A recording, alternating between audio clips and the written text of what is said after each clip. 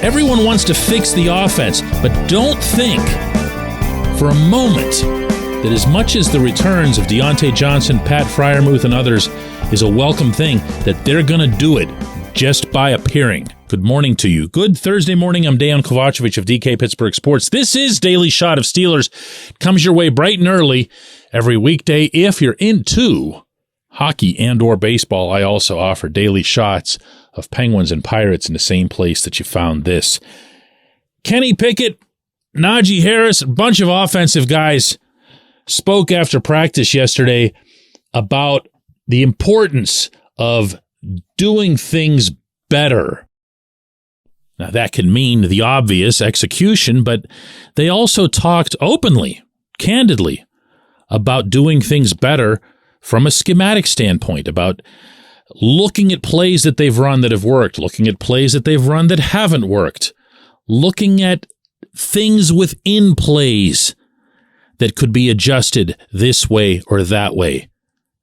Pickett said that he and Matt Canada at one point over the bye week went through every single pass play the Steelers have run this year, every single one of them. Najee and Mason Cole said that they hung around a little bit during the bye week to do their own intensive film study with offensive coaches to find out what's working, what isn't. That's great. That's all beautiful.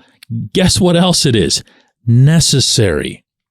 Remember, around this time a year ago, coming out of the bye week, and it was a lot of the same players, but mostly Najee, talking about how things really needed to change, including the X's and O's. His focus at the time was on the running game, and the Steelers, coincidentally or not, and I believe that it was not a coincidence, emerged from that bye one of the better running teams in the National Football League, averaging 146.4 yards per game while finishing up 7-2. I don't care who they were facing. I don't care whether or not the other team had its starting quarterback. I hear that one a lot as it relates to how the Steelers were able to pull off that 7-2 run. They still had to run. The Steelers did, for 146.4 yards per game over a 9-game span. They were one of the league's best running attacks over those 9 games. I'm going to say this one more time. I don't care who they were facing, okay? Because they did it to everybody. So you can look at this current situation as either some intended sequel on the part of the players. You can have fun with it and look at it as some sort of a joyful mutiny, an uprising against the offensive coordinator while everyone is wearing a smile on their faces and saying, "Hey, Matt, we're just here to help you. Don't mind us. We'll just sit in the back and do our own thing, and we'll let you know how it goes." I don't know. And honestly, again, as it relates to how things play out, I don't care. That's for them to figure out. I appreciate and respect the fact that they're putting in this case, literal extra effort, because anything that you're doing from a football standpoint on a bye week, when you're allowed to just run off to Tahiti or whatever, that's commendable. No one has to work when they don't have to work. Now, am I going to get all optimistic about it? Am I going to get all flowery and say, well, this is it. This is what they've been waiting for, and now everybody's healthy. There's not a set of parentheses on that roster right now, at least not among the guys who aren't on IR. And they would appear to be poised for a pretty nice event Sunday in Los Angeles, offensively. And I would love nothing more than to share with you some optimism of my own on that front. I do think they'll be better. I do think there'll be a better offense in general post-bye. But 146.4 yards rushing per game, if they're going to be that good on the ground, then they're going to need to do something that they haven't done at all this year, and that's assert themselves on the offensive line. They're going to need that version of Mason Cole back. They're going to need James Daniels healthy. They're going to need Chuks Okorafor to overcome all these inconsistencies he's had up to this point this season. They're going to need Isaac Seumalo to be everything that he was sold as being when he came over from Philadelphia. And they're going to need, I'm going to say it, Broderick Jones at left tackle, not Dan Moore. I know. Moore was the guy who was there last year. Moore is not a great run blocker. Whereas if you put Broderick over there and you put Darnell Washington over there, you're going to have a left side that can just flat out trample people. That's used to doing it as a tandem from college. How this has not yet become an issue among the nation, I don't know, but it hasn't. At least not my ability to gauge these things. If that's the only thing that you did, if that's the only significant switch that you made heading into this game against the Rams, I'd feel so much better about the offense because you'd be putting something on the field that the other team can't stop. I'm going to repeat that for emphasis. Can't stop. Remember Jerome Bettis? When he needed a yard, couldn't stop him. Remember Cordell Stewart? Really getting back there now in time. But once he got down to the goal line and he would just jump over everybody, couldn't stop it. They even jokingly referred to it as the unstoppable play. You put those two dudes on the left side of your line and say, you know what? We'll throw when we throw, but for right now, we're going to trample you.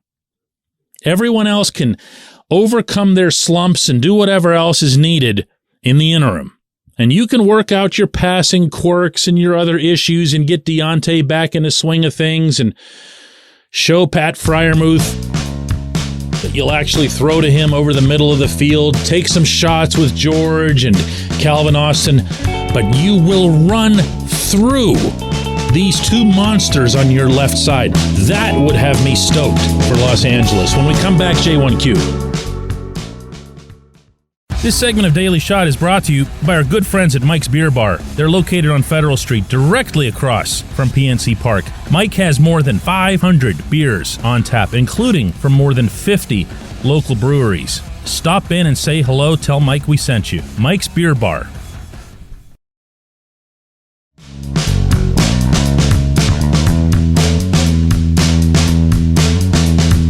Today's J1Q comes from Trent, who says, I'm starting to wonder, DK, if Mike Tomlin values versatility so much that he'll often play guys out of position as a priority. Look how many guys have left and found success. Part of that has to be because they're moving back to their natural positions. Kendrick Green at left guard, Kevin Dotson at right guard. You know, Trent, I'm not buying this. I'm sorry. I believe in Dotson and his future in the league so long as he can eventually solidify his pass protection and be consistent with making the right reads and feeding off of his teammates to his left and right. I have no such feel, none whatsoever, for Green. Green became, and man, we were joking about that on this program for weeks, almost this mascot-like character through training camp. The people just couldn't stop talking about him. The fullback nonsense came into play, and then it was like, whoa, we've got William the Refrigerator Perry in the backfield or something. And I was, I think, one of the very few people telling everybody, no, this is not a thing. They're not going to do this. And this guy's not going to be part of this football team. And he wasn't. He went somewhere else, played well for a couple weeks, got hurt. Also, and by the way, we saw plenty of Green at left guard, and it wasn't attractive. It was not something that would make you long to see more of it or wonder if you'd only put him at his natural position. Dotson, I'll say it again, but in particular, since we're going to see him Sunday in Los Angeles, he's got a chance. I'd like to think, man, do I like this guy, that he's got the chance to be a robust starter in the NFL at his position, in large part because of his run blocking. If there's one run blocker who was taken out of the mix over the offseason, who was part of the 146.4 that I keep referencing, it was Dotson. Dotson, you might have noticed from reading coverage about the Steelers, hopefully you're doing that on our site at DK Pittsburgh Sports, is more than a little bit outspoken on everything. Just a really blunt, transparent guy.